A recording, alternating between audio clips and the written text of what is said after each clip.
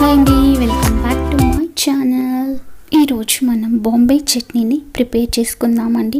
ఇది పూరీలోకి చాలా చాలా బాగుంటుంది. ఇది పూరీ స్పెషల్ బాంబే చట్నీ. ఇది దోశలోకి కూడా తింటారండి, కానీ స్పెషల్గా చూసుకున్నట్టయితే పూరీలోకి చాలా ఎక్కువ మంది అంటే బయట రెస్టారెంట్స్లో అలా చేస్తారండి. ఇప్పుడు మనం దాన్ని ప్రిపేర్ చేసుకుందామండి. దానికి కావాల్సిన ఇంగ్రీడియంట్స్ ఏంటి, అది ఎలా ప్రిపేర్ చేసుకోవాలో మనం ఇప్పుడు చూసేద్దామండి.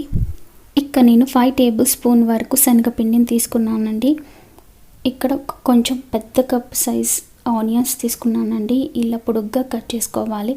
ఇవి వచ్చేసి పచ్చిమిర్చి, ఒక 5 to 6 పచ్చిమిర్చి తీసుకున్నానండి. కరివేపాకు, నిమ్మకాయ, అల్లం వెల్లుల్లి పేస్ట్, పోపు దినుసులు అంటే ఎండుమిర్చి, జీలకర్ర, ఆవాలు, మినప్పప్పు, శనగపప్పు, ధనియా పౌడర్, కారం, పసుపు, సాల్ట్. ఇంకా మన ప్రిపరేషన్లోకి వెళ్ళిపోదామండి. నేను ఇక్కడ స్టవ్ వెలిగించానండి. ఒక ప్యాన్ పెట్టాను. దాంట్లో ఒక 2 టేబుల్ స్పూన్ వరకు ఆయిల్ వేసానండి. ఇక్కడ ఆయిల్ వేడెక్కిపోయింది. ఇప్పుడు నేను దాంట్లో పోపు దినుసులు అన్నీ వేస్తున్నాను. నెక్స్ట్ నేను ఇక్కడ ఆనియన్స్ని వేసానండి. ఒక పెద్ద కప్ సైజ్ అంత ఆనియన్స్, అది కూడా ఇలా పొడుగ్గా కట్ చేసుకోవాలి. దీంట్లోకి ఆనియన్స్ అనేవి ఎక్కువగానే పడతాయి.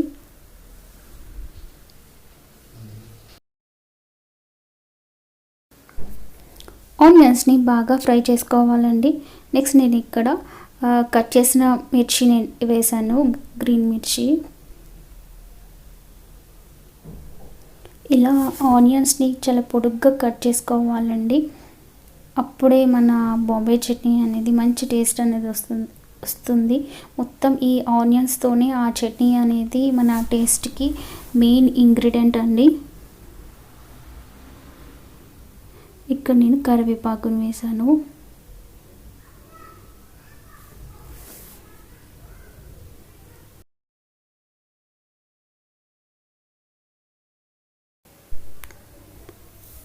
నెక్స్ట్ నేను ఇక్కడ అల్లం వెల్లుల్లి పేస్ట్ని వేసానండి.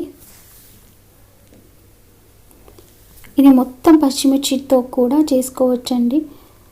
అసలు ఇంకా ఎలాంటి రెడ్ మిర్చి పౌడర్ని యాడ్ చేయకుండా కంప్లీట్గా పచ్చిమిర్చితో కూడా చేసుకోవచ్చండి. అలా చేస్తే మంచి టేస్ట్ కూడా వస్తుంది. ఇక్కడ మాత్రం నేను కొద్దిగా రెడ్ మిర్చి పౌడర్ని యూస్ చేస్తున్నానండి. నెక్స్ట్ నేను ఇక్కడ కొద్దిగా పసుపుని యాడ్ చేశానండి.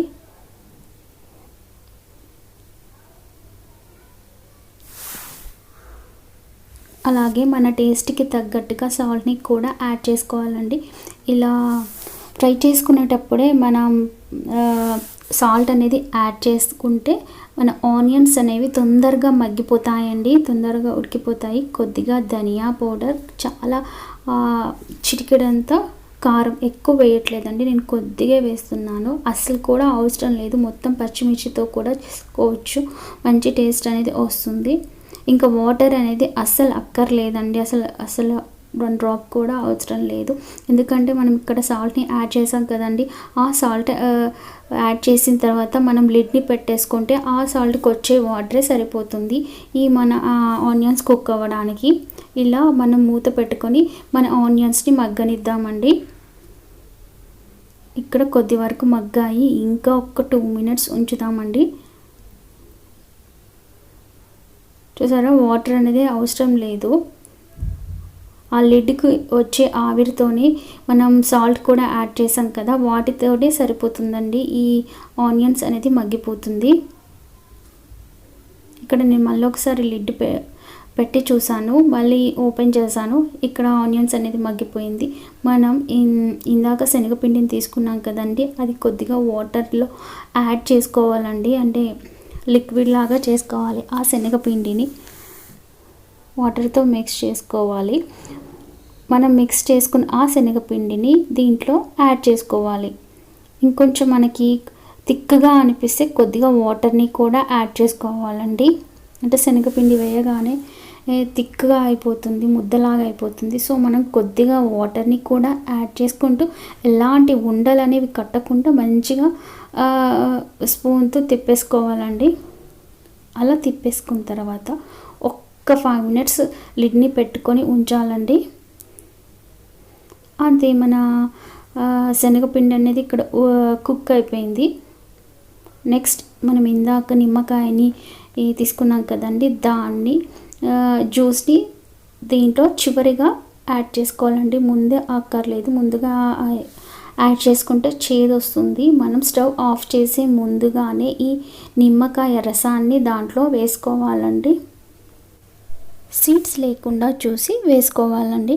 సీడ్స్ వేసుకుంటే చేదెక్కుతుంది అండ్ ముందుగా వేసుకుంటే కూడా చేదుగా వస్తుంది. సో ఇది 1 మినిట్ మనం స్టవ్ని తీసే ముందే ఈ నిమ్మకాయ రసాన్ని యాడ్ చేసుకోవాలి. అంతే, మన బాంబే చట్నీ అనేది అయిపోయింది. ఇది పూరీలోకి అయితే చాలా చాలా చాలా బాగుంటుంది, దోశలో కూడా బాగుంటుంది. మీ అందరూ ఇంట్లో తప్పకుండా ట్రై చేసి చూడండి. ఎలా వచ్చిందో అనేది నా కామెంట్స్లో షేర్ చేయండి. ఐ హోప్ ఈ వీడియో మీకు నచ్చిందని అనుకుంటున్నానండి. నచ్చితే కనుక ఒక్క లైక్ చేయండి. ఫస్ట్ టైం నా వీడియో కనుక చూసినట్టయితే సబ్స్క్రైబ్ చేసుకోవడం మాత్రం అస్సలు మర్చిపోకండి. కింద వచ్చే బెల్ బటన్ని కూడా యాక్టివేట్ చేసుకోండి. మీకు కనుక ఈ వీడియో నచ్చినట్టు కనుక అయితే మీ ఫ్రెండ్స్ అండ్ ఫ్యామిలీ మెంబర్స్కి నా వీడియోని షేర్ చేయండి. సబ్స్క్రైబ్ చేసుకోవడం మాత్రం ప్లీజ్ అస్సలు మర్చిపోకండి. కింద వచ్చే బెల్ బటన్ని యాక్టివేట్ చేసుకోండి. అలా చేయడం వల్ల నేను చేసే ప్రతి ఒక్క వీడియో మీకు నోటిఫికేషన్ ద్వారా వస్తుంది. Thank you for watching.